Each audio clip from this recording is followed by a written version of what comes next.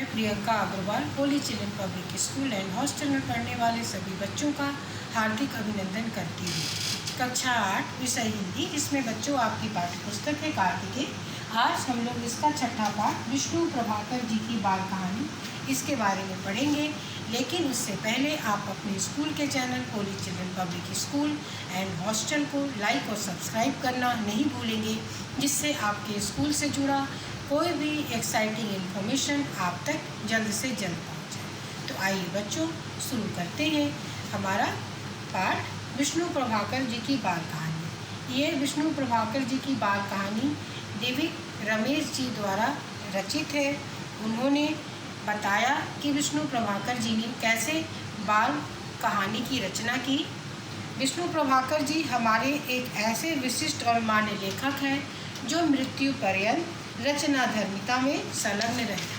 हिंदी साहित्य में उन्होंने नाटक, एकांकी, उपन्यास, कहानी, जीवनी, संस्मरण आदि तमाम गद्य विधाओं से न केवल विपुल मात्रा में समृद्ध किया, बल्कि गुणवत्ता और वैशिष्ट भी दिया। लेकिन काफ़ी हद तक तथाकथित लेखक निर्माताओं की निगाह में विष्णु जी अपने लेखन की महत्ता के अनुपात में नहीं चढ़ पाए। उनकी लेखकीय प्रतिबद्धता भी अद्भुत थी। उनकी एक बहुत ही अच्छी बाल कहानी है पुरस्कार, जो शरत चंद्र पर केंद्रित थी। महान बंगला कथाकार शरत चंद्र पर केंद्रित जीवनी आवारा मसीहा एक अमर कृति है, और वहीं विष्णु जी को लेखकीय अमरत्व देने में सक्षम है। उन्होंने जो लेखक हैं हमारे दिविक रमेश जी, उन्होंने उनकी कथा यात्रा में लिखा था कि इतिहास में उनका नाम होना चाहिए, ऐसी लालसा दिविक जी की कभी नहीं रही। तो बच्चों, उनके कुल मिलाकर हम इतना कहा जा सकता है कि विष्णु जी की कहानियों में सांस्कृतिक और पौराणिक वैभव है, तो ऐतिहासिक और साहित्यिक वैभव का भी प्रचुर मात्रा में समावेश है।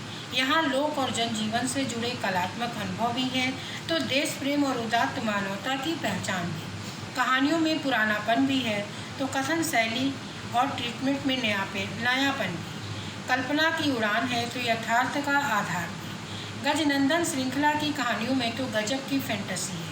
ये वे कहानियाँ हैं जो कहीं भी कभी भी सुनाई जा सकती हैं, अतः सदाबहार है। तो बच्चों, इस पाठ में आपके कुछ एक्सरसाइज दिए गए हैं, शब्दार्थ हैं, जिसे आप अपने नोटबुक में भी राइट करेंगे और बुक में भी फिल करेंगे। यही आपका होमवर्क है।